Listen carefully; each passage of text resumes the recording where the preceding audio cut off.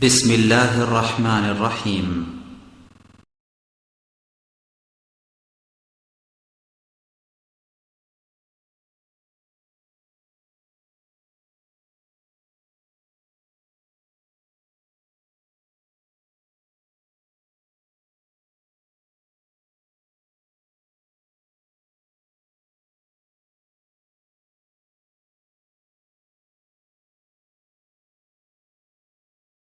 إن الحمد لله نحمده ونستعينه من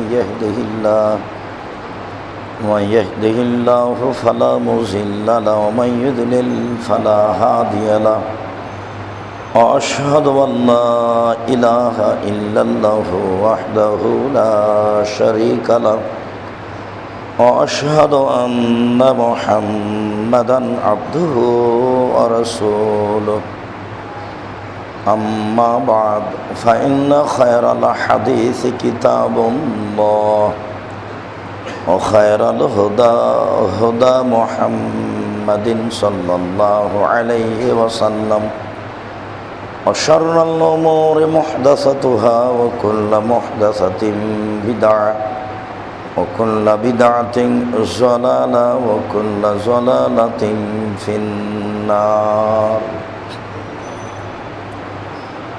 أعوذ بالله من الشيطان الرجيم. يا أيها الرسول كلوا من الطيبات واعملوا صالحا يا أيها الذين آمنوا كلوا مما في الأرض حلالا طيبا. عن أبي هريرة رضي الله تعالى عنه قال قال رسول الله صلى الله عليه وسلم يأتي عليكم زمان لا يبالي الناس ما أخرج منه أمن الحلال أمن الحرام رواه البخاري. عن أبي هريرة رضي الله تعالى عنه قال قال رسول الله صلى الله عليه وسلم إن الله طيب لا يقبل إلا طيبا إن الله أمر المؤمنين بما أمر به المرسلين ثم ذكر رجلا يطيل السفر أساس أكبر ويمد يديه ويقول يا ربي يا ربي ومطعمه حرام ومشربه حرام والمسه حرام وغزي بالحرام أن يستجب له رواه مسلم. عن نعمان بن بشير رضي الله تعالى عنه قال قال رسول الله صلى الله عليه وسلم الحلال بين والحرام بين وبينهم مشتبهات لا يعلمهن كثير من الناس فمن اتقى من الشبهات استبرأ لدينه وعرضه ومن وقع في الحرام ومن وقع في الشبهات وقع في الحرام كالراعي يرى حال الهما يوشك أن يرتع فيه ألا لكل مالك حمى وحمى الله محارمه ألا وإن في الجسد مضغة إذا صلحت صلح الجسد كله وإذا فسد الجسد كله ألا وهي القلب رواه البخاري ومسلم. সম্মানিত উপস্থিতি, প্রশংসা আল্লাহর জন্য, শান্তি অবতীর্ণ হোক আল্লাহ রাসূলের উপর সাল্লাল্লাহু আলাইহি ওয়াসাল্লাম। আজ জুমার খুতবায় সংক্ষিপ্ত সময়ে বক্তব্যের বিষয় বৈধ রুজি। হালাল রুজি সম্পর্কে গুরুত্বপূর্ণ সংক্ষিপ্ত তথ্যবহল বিবরণের চেষ্টা করব ইনশাআল্লাহুল আজিজ। সম্মানিত মসজিদের মুসল্লি, হালাল রুজি মানুষের জীবনে একটি জরুরি অতীব গুরুত্বপূর্ণ কাজ। হালাল রুজি মানুষের জীবনে কত গুরুত্বপূর্ণ কাজ তা স্পষ্ট বোঝানোর জন্য বিচারের দিন ছাড়া সম্ভব নয়।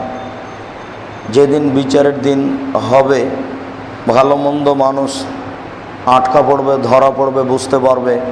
সেদিন মানুষ বুঝতে পারবে আমার বৈধ রুজি উপার্জনের কত প্রয়োজন ছিল। আর যেদিন বুঝতে পারবে আল্লাহু যিকরা, বুঝে সেদিন কোনো লাভ হবে না। তবে মানুষ বিবেচনা করলে দুনিয়াতে বুঝতে পারবে এই কথাও চূড়ান্ত। অনেক অংশেই বোঝা যাবে না, অস্পষ্ট থাকবে, অস্পষ্ট বিষয়টি কেমন হবে এ কথাও রাসূল সাল্লাল্লাহু আলাইহি সাল্লাম উল্লেখ করেছেন। মানুষের জীবনে দুইটি গুরুত্বপূর্ণ ভয়াবহ বিপদ, তার একটি ভয়াবহ বিপদ হচ্ছে নারী, আর একটি ভয়াবহ বিপদ হচ্ছে উপার্জন। মানুষ নারীর কাছে সহজেই বিপদে পড়ে। নারী যেমন একবার হাসি দিলে তার ঈমান আমান হারিয়ে যায়, সহজেই তার সাথে অন্যায় জড়িয়ে পড়ে, ঠিক পয়সার কাছে তেমন মানুষ সহজেই হারিয়ে যায়। পয়সা দেখলে, চাকরিতে বড় টাকা দেখলে, ব্যবসায় অনেক ইনকাম দেখলে সে তখন আর বিবেচনা করতে পারে না এটা বৈধ না অবৈধ। আরও একটা বড় বিষয় থাকে, এত বড় চাকরি ছেড়ে দিয়ে জীবনে কি করব।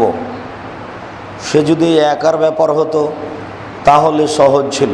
সে ভাবে আমার উপরে, আমার উপার্জনের উপরে নির্ভর করে আমার স্ত্রী, আমার ছেলে মেয়ে, আরও বাড়ির অনেক প্রয়োজন। কারেন্ট বিল আছে, গ্যাস বিল আছে, আপনার পানি বিল আছে, বাড়ির ট্যাক্স বিল আছে, বিলই আছে 5-6টে।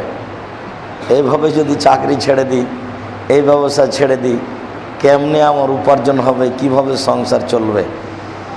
মানুষ এই দুটা জিনিসের ভিতরে, এই দুটা জিনিসের মাধ্যমে বেশি বিপদে পড়ে। মানুষের সামনে টিকে থাকতে পারে না। ঈমান পরীক্ষা হয় এখানে। আমার বুঝে প্রায় মানুষই ঈমানের পরিচয় দিতে পারে না এখানে। বিশেষভাবে অর্থের কাছে মানুষ ঈমানের পরিচয় দিতে পারে না। ঈমান দিয়ে রুজি উপার্জন করা পৃথিবীতে একটা অতীব জটিল ও কঠিন কাজ, যার উপরে মানুষ বেঁচে আছে বলে, বেঁচে থাকবে বলে মনে করে। দিন যত যাবে বৈধ উপার্জনের পথ তত কঠিন হবে। দিন যত যাবে বৈধ উপার্জনের পথ তত কঠিন হবে। রাসূল সাল্লাল্লাহু আলাইহি ওয়াসাল্লাম বলেছেন, দিনের উপরে টিকে থাকা ওইরকমই কঠিন হবে আগুনের উপরে দাঁড়িয়ে থাকা যেমন কঠিন।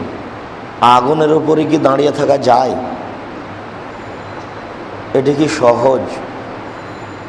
আমরা তো অর্থের ব্যাপারে অল্পতেই কাত হয়ে যাই। কোথাও যদি একটা কাজের জন্য সুদ ঘুষ লাগে তো সহজেই তা দিতে প্রস্তুত হয়ে যায়। তো আমরা আমাদের জীবনকে ঈমান দিয়ে পরীক্ষা করে চালাতে পারি না। আর সবচেয়ে ঈমান মার খায় উপার্জনের কাছে এসে। সম্মানিত উপস্থিতি, এ ব্যাপারে আল্লাহ তাআলা বলেন, ইয়া আইয়ুহার রাসূল কুলু মিনাত তাইয়্যিবাত ওয়া আমালুস সালিহা। হে পৃথিবীর নবী রাসূলগণ, আপনারা বৈধ রুজি ভক্ষণ করেন আর সৎ আমল করেন। হে পৃথিবীর নবী রাসূলগণ, আপনারা বৈধ উপার্জন করুন এবং সৎ আমল করুন। এটা আল্লাহ তাআলার নবীগণকে জোরালো আদেশ। নবীগণ পাওয়ারফুল মানুষ পৃথিবীতে। এই পাওয়ারের অর্থ এই নয় যে তারা এইসব পীর মাশায়েখের মতো করে জনগণের পয়সা অবৈধভাবে ভোগ করবে। নবী রাসূলগণকে আল্লাহ তাআলা বৈধ রুজি উপার্জনের জন্য কঠোর আদেশ করেছেন। পরের বাক্যে বলেছেন, সৎ আমল করুন। এটাও জটিল। নবীগণের উপর দিয়ে আমল নির্ভর করে। তারা যেটা করবেন সেটাই মানুষের জীবনে আমল। এরপরেও তাদেরকে কঠোর আদেশ করছেন যে আপনারা সৎ আমল করুন। আমল তো অনেক। মাগরিবের পরে 2 রাকাত সালাত আদায় করব সুন্নাত, এটাও আমল। মাগরিবের পরে 6 রাকাত সালাতুল আওয়াবিন নামাজ পড়ব, এটাও আমল। তো দুইটার মধ্যে সৎ আমল হলো কোনটা? মাগরিবের পরে 2 রাকাত সুন্নাত পড়ব, এটা একটা আমল। মাগরিবের পরে 6 রাকাত সুন্নাত পড়ব, এটা একটা আমল। তো সৎ আমল হলো কোনটা? আমল তো দুটেই। দুটাতেই তাসবিহ তাহলিল জিকির আজকার সূরা ফাতিহা ইখলাস সব কিছু আছে। যখন 2 রাকাত সুন্নাত পড়লাম তখন হলো সৎ আমল, আর যখন 6 রাকাত পড়লাম তখন হলো অসৎ আমল। এই দিয়ে আবার পাল্টা আল্লাহ রাসূলকে অপমান করা হলো। আগেরটা দিয়ে আল্লাহ রাসূলকে সম্মান করা হলো, আর পরেরটা দিয়ে আল্লাহ রাসূলকে অপমান করা হলো। পরেরটা ইবাদত হিসাবে মানুষের জীবনে বিপদ ডেকে আনবে। ফকির একটা চাচ্ছিল, গোলাপ শাহের মাজারের পাশে দাঁড়িয়ে আছি, একটা ফকির ভিক্ষে চাইলো, 5টা টাকা দিয়ে দিলাম। আবার 5টা টাকা মাজারও দিলাম। দুটাই আমল, সৎ আমল কোনটা? এটাও দান, ওটাও দান। অবশ্যই আমল সৎ আছে, আমল অসৎ আছে। নবীগণকে আল্লাহ তাআলা সৎ আমলের জন্য বলছেন। আজান শেষে, যেটা আমার স্মরণে নেই আমি মালিটোলা মসজিদে আজানের উপরে খুতবা দিয়েছি কিনা, সেই দিন বলছিলাম আজানের উপরে আলোচনা করতে গিয়ে যে আজান শেষ হলে আল্লাহর নবী বললেন যে তোমরা বলো আল্লাহুম্মা রাব্বা হাযিহি দাওয়াতি তাম্মা ওয়াস সালাতিল কায়েমা আতি মুহাম্মাদিন ওয়াসিলা ওয়াল ফাজিলা ওয়া বাসুহু মাকামা মাহমুদান আল্লাযী ওয়া'আদা। এটা হলো আমল। আবার বললাম ওয়াদ দারাজাতার রাফিয়া ওয়াল মানজিলাতার রাফিয়া ইন্নাকা লা তুখলিফুল মিয়াদ, এটাও আমল। তো কোনটা সৎ আমল আর কোনটা অসৎ আমল? আগে যেটা বললাম সেটা হলো সৎ আমল, আর পরে যেটা বললাম সেটা হলো অসৎ আমল। আল্লাহ তাআলা নবীগণকে সৎ আমল করার জন্য জোরালো আদেশ করেছেন। নবীগণ যদি সৎ আমলের জন্য জোরালো আদেশ প্রাপ্ত হন, তাহলে সাধারণ মানুষ নবীগণকে উপেক্ষা করে আমল করে বাঁচবে এ আশা করা যায় না। আল্লাহ তাআলা সাধারণ মুমিনগণকে বলেন ইয়া আইয়ুহাল্লাযীনা আমানু কুলু মিম্মা ফিল আরদি হালালান তাইয়্যিবা। ইয়া আইয়ুহাল্লাযীনা আমানু কুলু মিম্মা রাযাকনাকুম মিনাত তাইয়্যিবাত। হে মুমিন পুরুষ নারী, তোমরা আমি তোমাদেরকে যে বৈধ রুজি দিয়েছি সেখান থেকে ভক্ষণ করো। আল্লাহ বৈধ রুজি দিয়েছেন। আর অন্য জায়গাতে বলছেন কুলু মিম্মা ফিল আরদি হালালান তাইয়্যিবা, তোমরা জমিন হতে উপার্জিত রুজি যা বৈধ তা ভক্ষণ করো। জমিনে অনেক রুজি উপার্জন হয়, কত হালাল কত হারাম, এখান থেকে যেটা বৈধ সেটা উপার্জন করো। এটা মুমিনগণকে আল্লাহ তাআলা আদেশ করেছেন। বৈধ রুজি উপার্জনের ব্যাপারে আল্লাহ তাআলা নবীগণ এবং মুমিনগণকে জোরালোভাবে একাধিক স্থানে আদেশ করেছেন। সম্মানিত মসজিদের মুসল্লি, এ ব্যাপারে রাসূল সাল্লাল্লাহু আলাইহি সাল্লাম বলেন ইন্নাল্লাহ তাইয়্যিব। আবু হুরায়রা রাদিয়াল্লাহু তাআলা আনহুর বিবরণ, তিনি বলেন রাসূল সাল্লাল্লাহু আলাইহি ওয়াসাল্লাম বলেছেন ইন্নাল্লাহ তাইয়্যিব লা ইয়াকবালু ইল্লা তাইয়্যিবা। নিশ্চয় আল্লাহ তাআলা নিজে পবিত্র, আর মানুষের পবিত্র উপার্জন ছাড়া গ্রহণ করেন না। তিনি নিজেও পবিত্র, আর মানুষ যেটা উপার্জন করে পবিত্র হিসাবে, দান করে পবিত্র হিসাবে, ভক্ষণ করে পবিত্র হিসাবে, সেটাই তিনি গ্রহণ করে থাকেন। এই কথা বলার পরে রাসূল সাল্লাল্লাহু আলাইহি সাল্লাম একটি লোকের আলোচনা করলেন হালাল হারামের ব্যাপারে। সুম্মা যাকারা রাজুলা, একটি লোকের আলোচনা করলেন ইতুলি সাফারা, যে লোকটা লম্বা সফরে রয়েছে, খুব দূরের পথে আছে। এখন তো আর মানুষের দূরের পথ নয়। গত রাত্রের আগে রাত 12:30টায় বক্তব্য শেষ করেছি দিনাজপুরে। সারা রাত আসলাম, 8টার সময় বিমানবন্দরে ঢুকে 9টায় বিমানে উঠে কলকাতায় নামলাম। কলকাতায় বিমান থেকে নেমে গাড়িতে উঠলাম, 7 ঘন্টা যাবৎ গেলাম বীরভূম। বীরভূমে উপস্থিত হলাম, বহু মানুষ, 1.5-2 লক্ষ মানুষ হতে পারে। কত পুরুষ নারী এসেছে তা হিসাব করা যায় না। 5-7টা ডিস্ট্রিক্ট থেকে। তাকদীরবশত 15-20 মিনিট আলোচনা হওয়ার পরে বৃষ্টির কারণে পূর্ণ আলোচনা হলো না। ওখানে আবার গাড়িতে উঠে ফিরে আসলাম কলকাতা বিমানবন্দরে। কলকাতায় আপনার 8:30টার সময় বিমানটা ছুটলো। ওখান থেকে এখানে এসে নেমে আবার এখানে খুতবা দিচ্ছি। মানুষের জীবনের পথ কত সহজ, দূর মানুষের কাছে দূর নয়। রাসূল সাল্লাল্লাহু আলাইহি সাল্লাম বলেন, একটা মানুষ লম্বা সফরে আছে, বাড়ি থেকে বহু দূরে চলে গেছে, এরপরে আস্তে আস্তে আকবারা তার মাথার চুলগুলি এলোমেলো হয়ে গেছে, ঠিক মতো অজু করতে পারেনি, ঠিক মতো গোসল করতে পারেনি। যখনই ঠিক মতো গোসল করতে পারে না তখনই মাথার চুল এলোমেলো হয়। এরপরেও লোকটা বিপদে পড়েছে, ওয়ামুদ্দু ইয়াদাইহি, বিপদে পড়ে হাত তুলে আল্লাহর দরবারে প্রার্থনা করছে। বিপদে পড়ে আল্লাহর দরবারে হাত তুলে প্রার্থনা করতে হয়।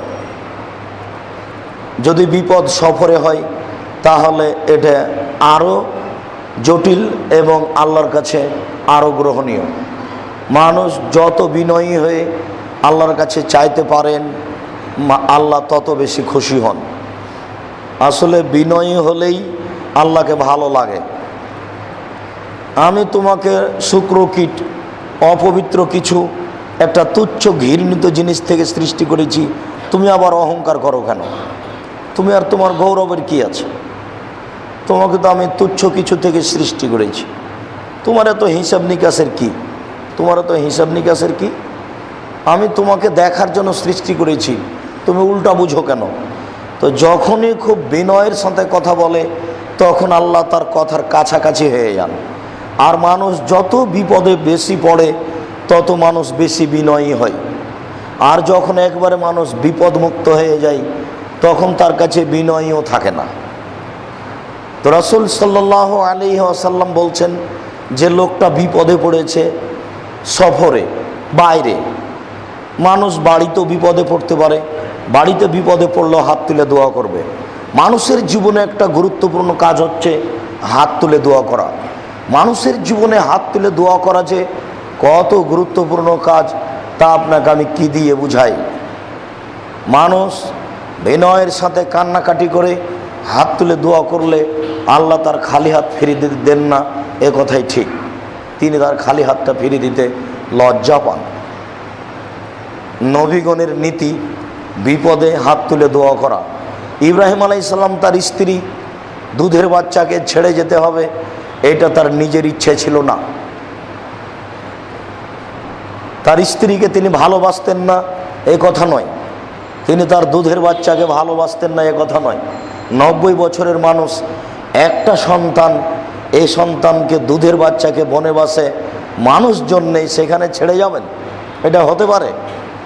স্ত্রী নিরুপায় হয়ে বলছেন, তাতরুকুনা বিহা জলদি লাইসা ফিহি সলাশা, আপনি আমাকে এমন একটা উপত্যকায় ছেড়ে যাচ্ছেন যেখানে মানুষজন তো নেই, ঘাস পাতাও নেই। এই কথা তার স্ত্রী বলছেন। তাতরুকুনা বিহা জলদি লাইসা ফিহি সলাশা, আপনি আমাকে, আমার বাচ্চাকে এইভাবে ছেড়ে যাচ্ছেন এমন একটা উপত্যকায় যেখানে মানুষজন তো নেই, ঘাস পাতাও নেই। এই করুণ বাক্য তার স্ত্রীর, তার উপর প্রতিক্রিয়া করে না এ কথা নয়, কিন্তু ওপর থেকে বলা হয়েছে এইভাবে ছেলে মেয়ে ছেড়ে যেতে হবে, এটাই আদেশ। তার পক্ষে এটা সহজ ছিল না, এটা খুব কঠিন ছিল। একটু আগিয়ে গিয়ে বাচ্চাদের দিকে, আহাল পরিবার দিকে লক্ষ্য করছেন, কাবা ঘরের দিকে, এটা তার পক্ষে সহজ ছিল না। আবারও তিনি হাত তুলে দোয়া করে বলছেন, আল্লাহুম্মা, হে আল্লাহ, ইন্নী আসকানতু মিন যুররিয়াতি বিওয়াদিন গায়রি জি জারিন ইনদা বাইতিকাল মুহাররম, হে আল্লাহ, আমার পরিবারের কিছু অংশকে তোমার এই কাবা ঘরের পাশে উপত্যকায় রেখে দিয়েছি যেখানে মানুষজন তো নেই, ঘাস পাতাও নেই। এই কথা প্রমাণ করে যে আহাল পরিবার ছেড়ে যাওয়া তার পক্ষে সহজ ছিল না, সম্ভব ছিল না। এটা তিনি চাননি, কিন্তু উপর থেকে আদেশ এসেছে এইভাবে আহাল পরিবারকে ছেড়ে যেতে হবে, এটাই আদেশ। তার মেনে নেওয়া ছাড়া কোনো পথ ছিল না। এই জন্য তিনি দীর্ঘ সময় ধরে আহাল পরিবারের জন্য হাত তুলে দোয়া করছেন। মানুষের জীবনে একটি গুরুত্বপূর্ণ কাজ হচ্ছে হাত তুলে দোয়া করা। মানুষের জীবনে একটি গুরুত্বপূর্ণ কাজ হচ্ছে হাত তুলে দোয়া করা। মানুষ যেন কখনো হাত তুলে দোয়া করা বিষয়টি ভুলে না যায়। প্রত্যেকটা মানুষের জীবনে বিপদ আছে, সমস্যা আছে। অসুবিধা আছে। এগুলোই হচ্ছে মানুষের জীবনে আল্লাহকে বিনয়ের সাথে কিছু বলার মাধ্যম। এই সময়ে যখন মানুষ বিনয়ের সাথে আল্লাহকে কিছু বলেন, তখন আল্লাহ ওটা সহজে গ্রহণ করেন। দুই হাত তুলে ইব্রাহিম আলাইহিস সালাম তার পরিবারের জন্য কত যে বিনয়ের সাথে বলেছেন তার কোনো হিসাব নেই। আল্লাহ, আমার পরিবারের কিছু অংশ রেখে দিলাম তোমার কাবা ঘরের পাশে, যেখানে মানুষ জন্তু নেই, ঘাস পাতাও নেই। একটু আগে স্ত্রী যে ভাষা বলেছেন, স্বামীও সে ভাষাই বলেছেন। স্বামী স্ত্রী একই বলেছেন। একজন আর একজনকে ছেড়ে রাখবেন, ছেড়ে থাকবেন, এইটা তাদের আন্তরিক দাবি, আন্তরিক চাহিদা ছিল না। বিপদে পড়েই তিনি তার আহাল পরিবারের জন্য হাত তুলে দোয়া করেছেন। অত্র বিবরণে রাসূল সাল্লাল্লাহু আলাইহি সাল্লাম বলেন, কোনো মানুষ যদি বিপদে পড়ে হাত তুলে দোয়া করে, এই লোকটি বিপদে পড়ে হাত তুলে দোয়া করলো, দুঃখিত। আল্লাহ রাসূল বলছেন, হাত তুলে দোয়া করছে আল্লাহর দরবারে, কিন্তু মাতাহু হারামুন, তার খাদ্য আছে হারাম, মাশরাবহু হারামুন, তার পানি আছে হারাম, মালবাসুহু হারামুন, তার পোশাক আছে হারাম, অগুজিয়া বিল হারামে, তার জীবিকা নির্বাহ হারাম, আন্না ইস্তাজাব লাহু, তার দোয়া কি করে কবুল হতে পারে? তার দোয়া কবুল হবে না। বিপদে পড়ে হাত তুলে দোয়া করছে, এরপরেও হবে না। বলেন, আমার আর আপনার সুবিধার দিনে স্বাভাবিকভাবে দোয়া করার ফল কি হতে পারে? কেননা আমি আর আপনি রুজির ব্যাপারে কতটুকু সচেতন। আবার বুঝিয়ে বলি, লোকটা বিপদে পড়েছে, লোকটা সফরে আছে, মাথার চুলগুলি এলোমেলো, অয়মুদ্দ এদাই হে, আল্লাহর দরবারে হাত বেশি করে উঠিয়ে প্রার্থনা করছে। সে বলছে, ফায়াকুল রব্বি, হে আমার প্রতিপালক, আমি বিপদগ্রস্ত, তুমি আমাকে রক্ষা করো, উদ্ধার করো, তুমি আমাকে বাঁচাও। তখন তার খাদ্য হারাম, তার পানি হারাম, তার পোশাক হারাম, তার জীবিকা নির্বাহ হারাম, আন্না ইস্তাজাব লাহু, তার দোয়া কি করে কবুল হতে পারে? তার দোয়া কবুল হবে না। স্পষ্ট খোলাখুলি রাসূল সাল্লাল্লাহু আলাইহি সাল্লাম এই কথাই বললেন। সম্মানিত মসজিদের মুসাল্লি, আবু হুরায়রা রাদিয়াল্লাহু তাআলা আনহু বলেন, রাসূল সাল্লাল্লাহু আলাইহি ওয়াসাল্লাম বলেছেন, ইয়াতি আলাইকুম জামানুন লা ইয়াবালিন নাস মা খাজা মিনহু আমিনাল হালাল আমিনাল হারাম। অচিরেই মানুষের উপরে এমন একটা সময় চলে আসছে, যেই সময়ে মানুষ পয়সা উপার্জন করবে, কিন্তু বিবেচনা করবে না এই পয়সা বৈধ না অবৈধ। সেই সময়টাই এখন। আর পরিস্থিতি এত জটিল, উপার্জনের পথও এত জটিল যে বৈধ উপার্জনের সাথে কত সমস্যা লেগে আছে। আপনি একটা বেশি ব্যবসা বড় একটা ব্যবসা করবেন, সেই ব্যবসার সাথে কত ব্যাংকিং ব্যবস্থা, কত সুদ ঘুষের ব্যবস্থা। কাস্টম অফিস থেকে চিটাগাঙে মাল নামাবেন, নামানোর সময়তে আপনার ওই টাকা না দিলে ওই মাল করবেন না, নামাবে না, মাল সরবরাহ দিবে না। মানে পদে পদে টাকা, পদে পদে অবৈধ পদ। আর পরিস্থিতি এত জটিল হয়েছে, হবে দিন যত যাবে মানুষ বৈধ উপার্জনের ব্যাপারে তত বেশি বিপদে পড়বে। এটাই স্বাভাবিক। সম্মানিত মসজিদের মুসল্লি, আবু হুরায়রা রাদিয়াল্লাহু তাআলা আনহু বলেন, রাসূল সাল্লাল্লাহু আলাইহি ওয়াসাল্লাম বলেছেন, লাল ফাকরা লা লাকশা আয়াফকারা আলা উম্মতি, আমার উম্মত দরিদ্র হয়ে যাবে এ ভয় আমি কোনোদিন করি না। আমার উম্মত দরিদ্র হয়ে যাবে এ ভয় আমি কোনোদিন করি না। উনি এই ভয় করবেন কেন? আল্লাহ তাআলা তাকে জানিয়ে দিয়েছেন যে যেসব জমিনে পয়সা সম্পদ উপার্জিত হচ্ছেই, সেগুলো তো হবেই। মরুভূমিতে এমন সম্পদ উপার্জন হবে যে রাসূল সাল্লাল্লাহু আলাইহি ওয়াসাল্লাম বলছেন যে সেগুলো সবুজতায় আর ফসলে একেবারে ভরপুর করে দেওয়া হবে। কয়েক কোটি বছরের মধ্যে সৌদি আরবের মাটিতে, দুবাইয়ের মাটিতে ঘাস পাতাও জন্মেনি। এখন আপনি দেখেন কোটি কোটি বছর থেকে পড়ে আছে মাপ বালু আর পাথর, তাতে কোনো দিন কিছু হয়নি। এখন বালু আর পাথরে এত ফসলাদি উপার্জিত হচ্ছে, উৎপাদন হচ্ছে, যেটা একবারে হিসাবের বাইরে। যদি 10 বছরে এত কিছু হয়ে যায়, তাহলে 50 বছর পরে এইসব বালু ও পাথরে কত ফসলাদি উৎপাদন হবে তা মানুষ হিসাব করতে পারবে না। ওই কথাটাই রাসূল সাল্লাল্লাহু আলাইহি সাল্লাম বলেছেন, এমন একদিন চলে আসবে যে একটা গাভীর দুধ খাবে একটা গ্রাম, আর একটা ডালিম খাবে একটা বংশ। তাহলে একটা গাভীর দুধ যদি একটা গ্রাম খায়, ধরে নিয়ে একটা গ্রামে 20,000 মানুষ, ধরে নিয়ে একটা গ্রামে 10,000 মানুষ, একটা গাভীর দুধ খাবে 10,000 মানুষ। একটা ডালিম খাবে একটা বংশ, একটা বংশের 1,500 মানুষ ধরে নি, 500 1000 মানুষ ধরি, একটা ডালিম একটা বংশ খাবে, এটা স্বাভাবিক।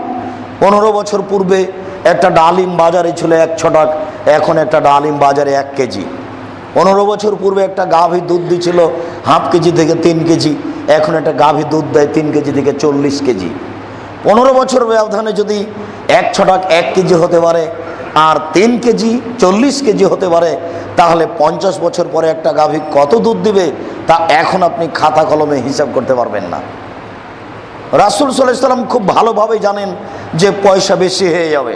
তিনি বলছেন, এমসির রাজুলু বিসাদাকাতিহি, মানুষ তার টাকা নিয়ে রাস্তায় ঘুরবে আর বলবে যে আমি কিছু দান করতে চাচ্ছিলাম, আমি কিছু দান করতে চাচ্ছিলাম। যার কাছে নিয়ে যাবে সে বলবে লা আতাইতা বিলামস লা কাবিলতু ফামাল ইয়াউম ফালা হাজাতা লি বিহা, ও কালকে নিয়ে আসলে প্রয়োজন ছিল নিতাম, আজকে আর লাগবে না। তার মানে রাতে রাতে কলা কৌশলে ধনী হয়ে গেছে, তার আর প্রয়োজন নেই। এই কথাটা আল্লাহর নবী বলেছেন, বুখারী মুসলিমের হাদিস। তাহলে তার উম্মত গরিব হয়ে যাবে এইটা তো তার আশঙ্কা নেই। তিনি বলছেন আমার উম্মত দরিদ্র হয়ে যাবে এই আশঙ্কা আমি করি না। আমি করি এই যে বসাতাত আলাইকুমুদ দুনিয়া কামা বসাতাত মান কানা ক্বাবলাকুম, তোমাদের সামনে পৃথিবীকে এইভাবে তুলে ধরা হবে, তোমরা পৃথিবীর দিকে তাকালে দেখতে পাবা লক্ষ লক্ষ উপার্জনের পথ, শুধু প্রযুক্তি আর প্রযুক্তি, কত টাকার পথ। বাড়িতে বসে বসে মেশিন টিপলে হাজার হাজার টাকা ইনকাম হয়, দেখতে পাচ্ছে এত টাকা ইনকাম হলো, টিপতে টিপতে আবার দেখছে যে কিছুটা লস হলো। আশ্চর্য পয়সা, আশ্চর্য পয়সা। আল্লাহ রাসূল বলছেন এই বাক্যটার সারমর্ম আপনি কি বুঝবেন আর আমি কি বুঝবো, যে বসে তা আলাইকুমুদ দুনিয়া, তোমাদের সামনে পৃথিবীর প্রযুক্তি তুলে ধরা হবে, টাকা তুলে ধরা হবে, দেখতে পাবা শুধু টাকার টাকা। তানা ফাসোনা কামা তানা ফাসোনা মান কানা ক্বাবলাকুম, তোমরাও নেমে যাবার টাকা উপার্জনের পথে প্রতিযোগিতায়, যেমনভাবে পূর্বের মানুষেরা নেমেছিল। পূর্বের মানুষেরা এভাবে পয়সা উপার্জনের পিছনে প্রতিযোগিতায় নেমেছিল, তোমরাও নেমে যাবা। আজকে দেখেন না, মানুষ এইভাবেই টাকা উপার্জনের প্রতিযোগিতায় নেমে গেছে, কে কত পয়সা উপার্জন করতে পারে। বড় বড় ধনী কিন্তু বাংলাদেশেও আছে, প্রতি মাসে 2 বার করে হজ করতে যেতে পারবে, কোনো সমস্যা নেই। শুধু খালি এক দারুল উলুম দেওবন্দ চলছে, দিল্লির মানুষের টাকা দিয়ে কথা নয়। মানুষ, ঢাকার মানুষ যদি প্রতিষ্ঠান চালায়, এরকম এক একটা মানুষ 2টা করে প্রতিষ্ঠান চালাতে পারবে। মানুষের ঢাকাতে মানুষের পয়সার অভাব নেই, ব্যবসা বাণিজ্যে যদি যে কিছুটা চলছে, দুর্বলতা চলছে। জনক ব্যক্তি বলছে, আব্দুল রাজ্জাক সাহেব কী করি, কারখানা যদি চালু রাখি তাহলে প্রতি মাসে লস আসবে 35 লক্ষ, আর যদি বন্ধ রাখি তাহলে প্রতি মাসে লস আসবে 25 লক্ষ।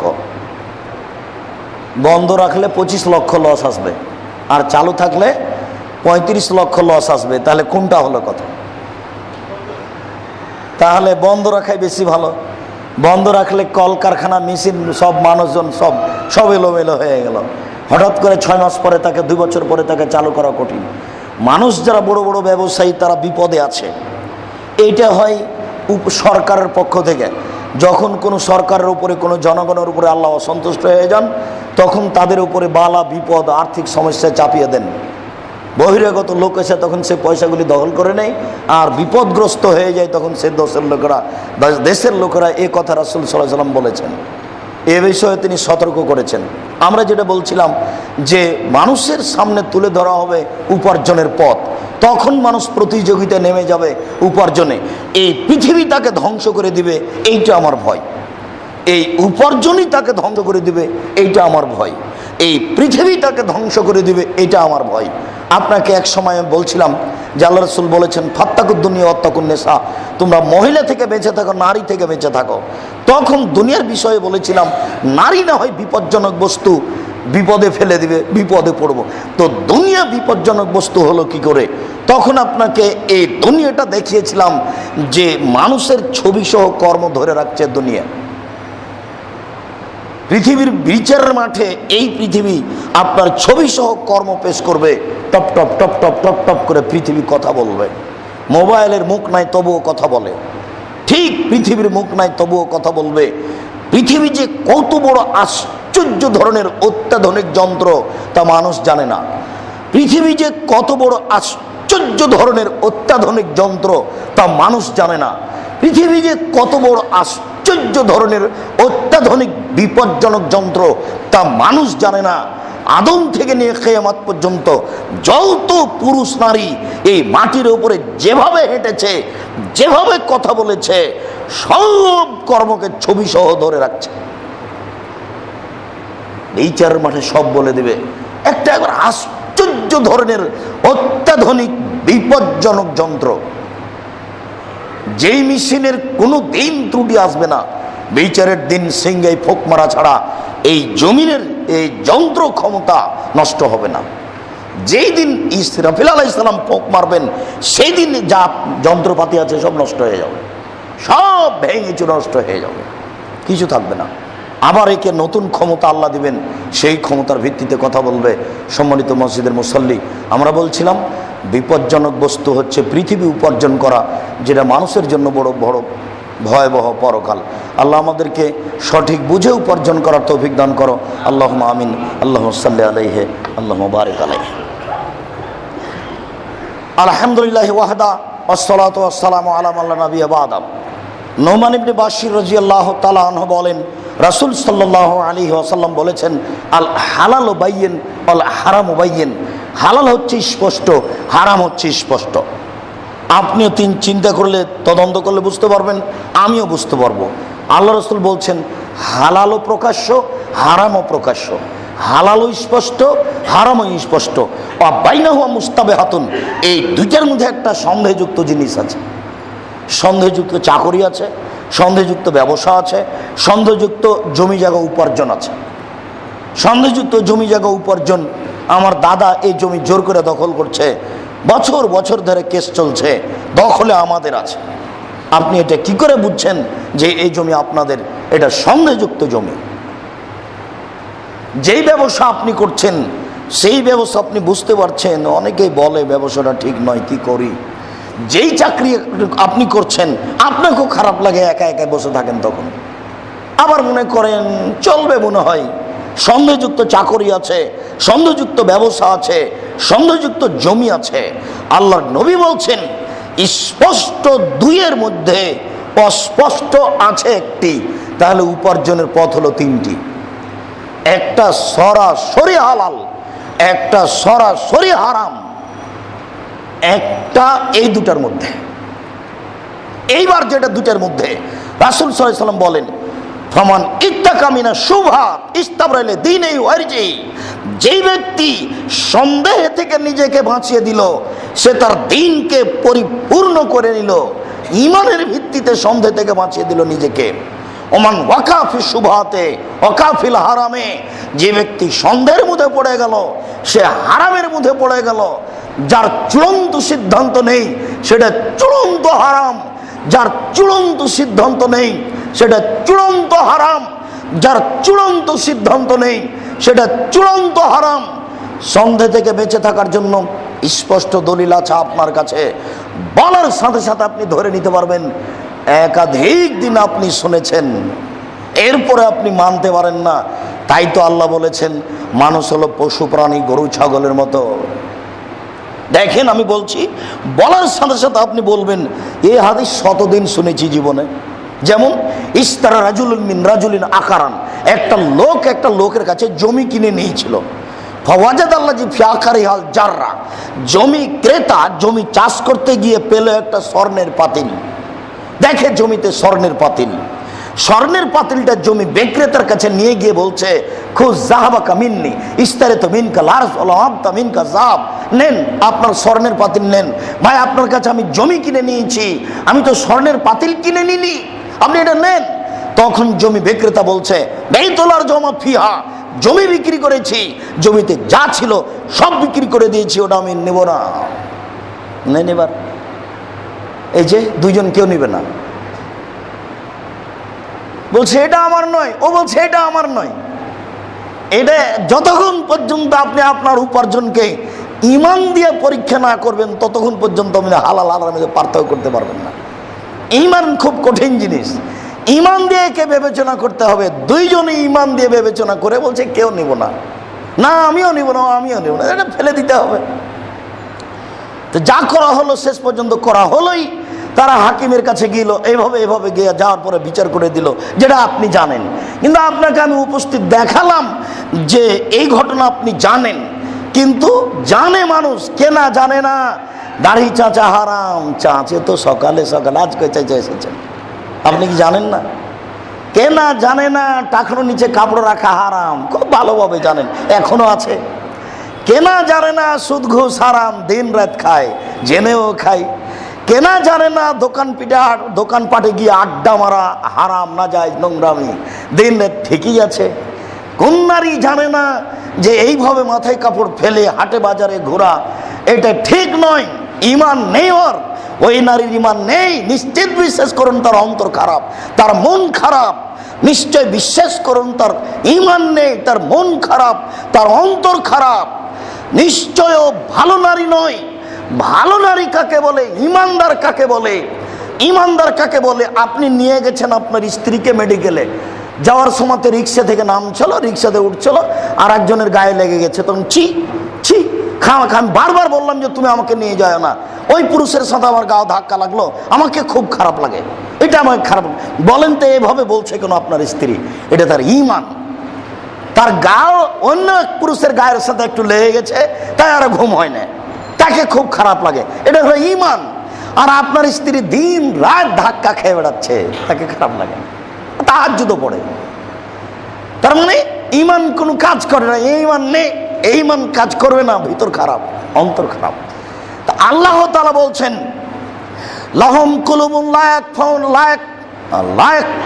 ইয়াফকাহুনা বিহা, তাদের অন্তর আছে তারা বুঝে না, তারা দেখেও দেখে না, তারা শোনেও শোনে না, তাদের চক্ষু আছে দেখে না, তাদের কান আছে শোনে না, তাদের অন্তর আছে বুঝে না, বুঝেও বুঝে না। উলাইকা কাল আনাম, তারা হলো পশু প্রাণীর মতো, তারা গরু ছাগলের মতো, তারা কুকুর শ্রীগালের মতো, বালুহা আজাল, বরং তার চেয়ে খারাপ। মানুষকে আল্লাহ বলছে পশু প্রাণী। আপনারা তো শহরের মানুষ, যারা পল্লীর মানুষ তারা জানেন, আমরাও জানি। আমরা যখন আমার আব্বার গরু টরু নিয়ে মাঠে যেতাম, তখন গরুটা যখন ধানের দিকে আগে যেত, তখন আমরা বলতাম এই, থেমে যেত, একটু পরে আবার হাঁটতো। তাহলে বুঝেও বুঝলো না, ও হলো পশু, ওকে তো নিষেধ করলাম, তবুও তো চলে গেল, ও পশু, বুঝেও বুঝে না। তা আমি আর আপনি বুঝি তো মানি না। আল্লাহ বলছেন তুমিও পশু।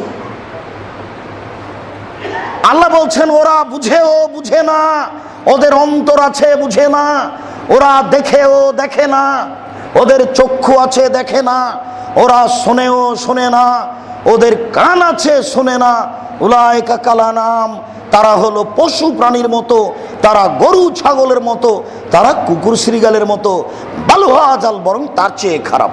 এইটা কোনটা গো? এইটা তো খুব কঠিন। শেষের বাক্য আরো কঠিন। এই ছেলে, শেষের বাক্য হলো তুমি আর তোমার বাপ বেটা। কিভাবে? তোমার বাবা জোর করে বাড়ি দখল করেছে, তোমার বাবা গরু ছাগলের চেয়ে খারাপ। তুমি কিভাবে? বৃদ্ধ মানুষ, ৭৭ বছর বয়স, একটা কথা ভুল বলেছে, চাচাজি এভাবে কথা বলিয়েন না, আপনি চুপ থাকেন, এটা মিটে গেল। তুমি কেন বললে? চুপ থাকেন আপনি, কি বুঝেন আপনি, কথা বলছেন কেন? তুমি কুকুর শ্রেণীর চেয়ে খারাপ, এ কথা আল্লাহ বলছেন, আমি বলিনি। নাইলে তুমি আয়াতের অর্থ বের করো যুবক। আল্লাহ বলছেন ওরা গরু ছাগলের চেয়ে খারাপ, পশু প্রাণীর চেয়ে খারাপ, বালুয়াজাল পশু প্রাণীর চেয়ে খারাপ। সেটা মানুষই বলো, সে মানুষ কোনটা? আমি একটা দেখালাম এইটা। সম্মানিত দিনী ভাই, জাবির রাদিয়াল্লাহু তাআলা আনহু বলেন, রাসূল সাল্লাল্লাহু আলাইহি ওয়াসাল্লাম বলেছেন যে কুল্লু লাহাবিন নাবাতা মিনাস সুহতে কানাতিন নার আওলা বিহি, যেই উপার্জন অবৈধভাবে হয় সেই উপার্জনের জন্য, সেই শরীরের জন্য জাহান্নামই যথেষ্ট। আবু হুরায়রা রাদিয়াল্লাহু তাআলা আনহু বলেন, রাসূল সাল্লাল্লাহু আলাইহি সাল্লাম বলেছেন, লা ইয়াদখুলুল জান্নাতা জাসাদুন গুযিয়া বিল হারাম, ওই শরীর জান্নাতে যাবে না যেটা হারাম উপায়ের উপার্জনে বর্ধিত হয়। ওই শরীর জান্নাতে যাবে না যেটা হারাম উপায়ে বাড়ে। ওই শরীর জান্নাতে যাবে না যেটা হারাম উপায়ে বাড়ে। খুব সাবধান থাকুন। ওসুর, জাকাত, ফেতরা যা কিছু সম্পদের বের করা লাগে সেই দিক থেকে সতর্ক। উপার্জনের ব্যাপারে খুব সতর্ক। আপনিও নিজেকে হারাবেন, ছেলে মেয়ে, আহাল পরিবার সবাইকে হারাবেন, কেউ জান্নাতে যাবে না। রাসূল সাল্লাল্লাহু আলাইহি সাল্লাম বললেন, যে ব্যক্তি সন্দেহের মধ্যে পড়ে গেল সে হারামের মধ্যে পড়লো। এই কথাটাকে আল্লাহ রাসূল একটা উদাহরণ দিয়ে দেখাচ্ছেন। কার রাই একটা রাখালের মতো, বেঁচে থাকতে হবে একটা রাখালের মতো। ইয়ারা হাওলাল হেমা, যে রাখালটি আইলে গরু চড়াচ্ছে, আইল বুঝেন কি না এখন? যে রাখালটি আইলে গরু চড়াচ্ছে, দেখেন শহরের মানুষ কোনোদিন জমি চাষ করতে যাননি, তবে ছোটকালে ছাগল চড়াতেন, তখন মনে হয় আইল টাইল দেখেছেন, জমি জায়গা চাষ করতেন না। কারাই একটা রাখালের মতো। ইয়ারা হাওলাল হেমা, যে রাখালটি আইলে গরু চড়াচ্ছে, ইউশেক সম্ভাবনা রয়েছে আয়ের তাফিহে ধানে মুখ দিতে পারে। যেহেতু আইলে গরু চড়ালে সম্ভাবনা আছে শস্য খেতে গরু ছাগল মুখ দিতে পারে, অতএব তুমি ওখানে গরু চড়ায়ও না, যায়ও না। গেলেই তো সন্দেহ আছে মুখ দিতে পারে, অতএব তুমি আইলেই গরু ছাগল নিয়ে যায়ও না। এইভাবে বাঁচতে হবে মানুষকে হারাম থেকে। এই পর্যন্ত বলার পরে এবার সাবধান করছেন, আলা লিকুল্লি মালিকিন হেমা ওয়া হেমাল্লাহি মাহারিমুহু, মনে রাখো প্রত্যেকটা বাদশার দেশের একটা সীমারেখা রয়েছে। বাংলাদেশ শেষ হলে ভারত শুরু হয়, এটা সীমারেখা। ভারত শেষ হলে বাংলাদেশ শুরু হয়, এটা সীমারেখা। এই কথা আল্লাহ নবীও বলছেন, প্রত্যেকটা দেশের বাদশার একটা সীমারেখা রয়েছে। আর আল্লাহ এবং আল্লাহ রাসূলের সীমারেখা হলো হালাল হারাম। আল্লাহ এবং আল্লাহ রাসূলের সীমারেখা কি? এটা হলো হালাল হারাম। হালাল যখন শেষ হবে হারাম তখন শুরু হবে, হারাম যখন শুরু হবে হালাল তখন শেষ হবে। এইটা সাবধান করে বলছেন। তারপরে আবার বলছেন, আলা মনে রেখো, এইভাবে হালাল হারাম বিবেচনা করবে কে? মনে রেখো, ইন্না ফিল জাসাদে মুজগা, মানুষের শরীরে একটা টুকরা রয়েছে। এজা সালাহাত সালাহুল জাসাদু কুল্লুহু, যখন ওই অংশ ভালো থাকবে গোটা মানুষটাই ভালো থাকবে। ওয়াইজা ফাসাদাত ফাসাদাল জাসাদু কুল্লুহু, ওই অংশ যখন খারাপ হয়ে যাবে গোটা মানুষটাই খারাপ হয়ে যাবে। আলা মনে রেখো, ওয়াহিয়াল কালব, সেটাই হচ্ছে অন্তর। যার অন্তর ভালো তার সব ভালো, যার অন্তর খারাপ তার সব খারাপ। যার অন্তর ভালো তার সব ভালো, যার অন্তর খারাপ তার সব খারাপ। রাসূল সাল্লাল্লাহু আলাইহি সাল্লাম এই কথাটা একদিন দেখাচ্ছিলেন এইভাবে, মনে রেখো আত্তাকওয়া হাহুনা, পরহেজগারিতা এখানে। আত্তাকওয়া হাহুনা, পরহেজগারিতা এখানে। আত্তাকওয়া হাহুনা, পরহেজগারিতা এখানে। বারবার বলছিলেন, ওয়া ইশুরে বেসাদরিহি ওয়া ইশুরে বেদহিলা সাদরিহি, বারবার হাত দিয়ে বুকের দিকে ইঙ্গিত করে দেখাচ্ছিলেন, যার অন্তর ভালো তার সবই ভালো। অন্তরে আছে পরহেজগারিতা, মন ভালো সব ভালো, এই কথাই ঠিক। তাই বলে এই কথা পীরের কথা নয়, এটা আল্লাহ রাসূলের কথা। হালাল হারাম দিয়ে মন ভালো সব ভালো। অন্তর ভালো, সব ভালো, এটা হালাল হারাম দিয়ে। সম্মানিত মসজিদের মুসাল্লি, রাসূল সাল্লাল্লাহু আলাইহি সাল্লাম বলেছেন, ইন্নামা ইয়াতলুবুর রিজক কামা ইয়াতলুবুল মউত। জুমার খুতবার শেষ বাক্যটি মনে রাখবেন। নিশ্চয়ই মানুষের রুজি মানুষকে খুঁজে যেইভাবে মানুষের মরণ মানুষকে খুঁজে। ভুল বুঝে অবৈধ উপার্জন করার চেষ্টা করিয়েন না। নিশ্চয় মানুষের রুজি মানুষকে খুঁজে, মরণ যেভাবে মানুষকে খুঁজে। কোনো মানুষ মরেনি, বাদ পড়ে গেছে, এটা কি জীবনে ঘটেছে? এইটা যেমন ঘটেনি, আপনার জন্য যে রুজি নির্ধারিত আছে সেটা আপনি পাবেন। অবৈধ উপার্জন করতে যায়েন না। পৃথিবী সৃষ্টির 50,000 বছর পূর্বে আপনার রুজি নির্ধারণ করা হয়েছে। যেদিন আপনি মায়ের পেটে 3-4 মাস, সেই দিন রুজিটা আবার লেখা হয়েছে। যেদিন আপনার জীবনে রামাজান আসে, লায়লাতুল কাদরে 1 বছরের জন্য, সেই রুজিটা আবার দুনিয়াতে নেমে আসে। ওটা 15ই শাবান নেমে আসে, এই কথা মিথ্যে। ওটা লায়লাতুল কাদরে নেমে আসে, এই কথা সত্য। তাহলে আপনার নামের রুজিটা 3 বার নবায়ন হয়। একবার লেখা হয়েছে, আর 2 বার তাকে নতুনভাবে সুন্দর করে সাজানো হয়েছে। একবার মায়ের পেটে আর একবার বছরের মাথায়।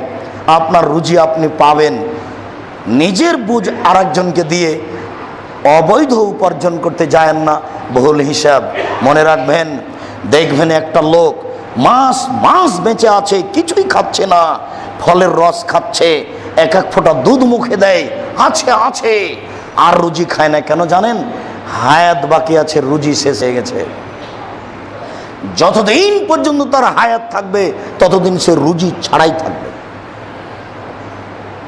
আর অনেকগুলি মানুষকে দেখবেন মরণের সময়তে খালি খেতে চায়, খালি খেতে যায়। ছেলে এখনই খেতে দিয়ে বের হয়েছে, আপনি যাওয়ার সাথে সাথে বলবেন, আব্দুর রাজ্জাক আমাকে খেতে দেন, আমার ছেলে নেন, এবার আমার খেতে দেন, আবার খাবে। কেন? তার হায়াত শেষ হয়ে গেছে, রুজি বাকি আছে। একদিনের একটা চাউল রেখেও মারা যাবে না, একদিনের একটা চাউল রেখেও মারা যাবে না, আল্লাহর নবী বলেছেন। অতএব সম্মানিত মসজিদের মুসল্লি, দিনী ভাই বোন, আমরা আপনাদেরকে আন্তরিকভাবে অনুরোধ করে বলতে চাই, উপার্জনের ব্যাপারে খুব সতর্ক, সাবধান থাকুন। 15 দিনের মধ্যে, 1 মাসের মধ্যে, বছরের মধ্যে উপার্জনের পথগুলি গুটিয়ে নেন। ভালো বেশি উপার্জন করেন, এই পরামর্শ আমি দিয়েছি। কোটি টাকা ইনকাম করেন, এই পরামর্শ আমি দিয়েছি একাধিকবার। উসমান রাদিয়াল্লাহু তাআলা আনহুর মতো বড় ধনী হতে হবে, এ কথাই ঠিক, তবে বৈধভাবে।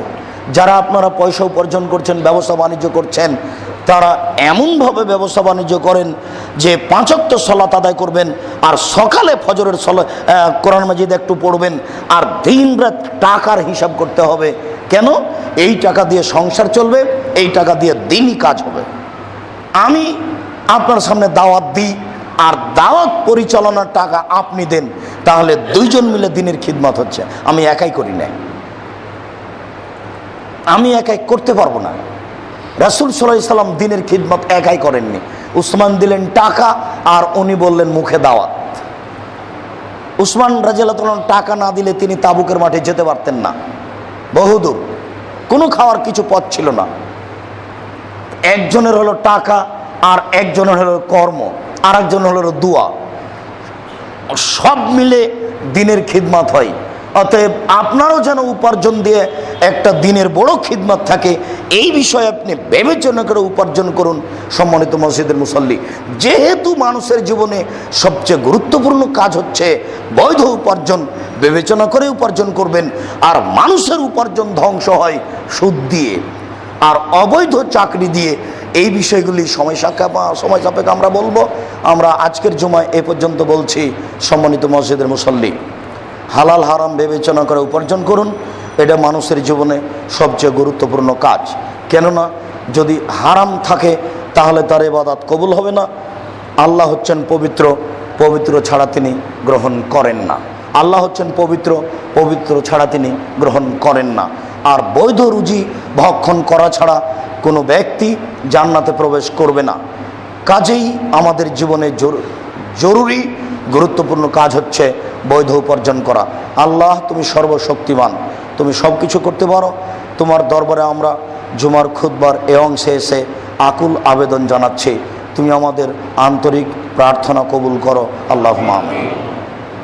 তুমি আমাদের বৈধ রুজি উপার্জনের পথ করে দাও। আমাদের যে সবগুলো রুজির পথ আছে এতে যদি কোনো দোষ ত্রুটি থাকে তাহলে সেগুলো তুমি দূর করে দিয়ে সেগুলিতে ভালো প্রবেশ করিয়ে তুমি একটা পথ সহজ করে দাও। আল্লাহুম্মা আমিন। তুমি সব কিছু করতে পারো, আমরা তোমাকে বিশ্বাস করি।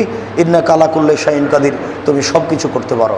তোমাকে আমরা এভাবে জানি ফাআলুল লিমা ইউরিদ, তুমি যা ইচ্ছা তাই করতে পারো।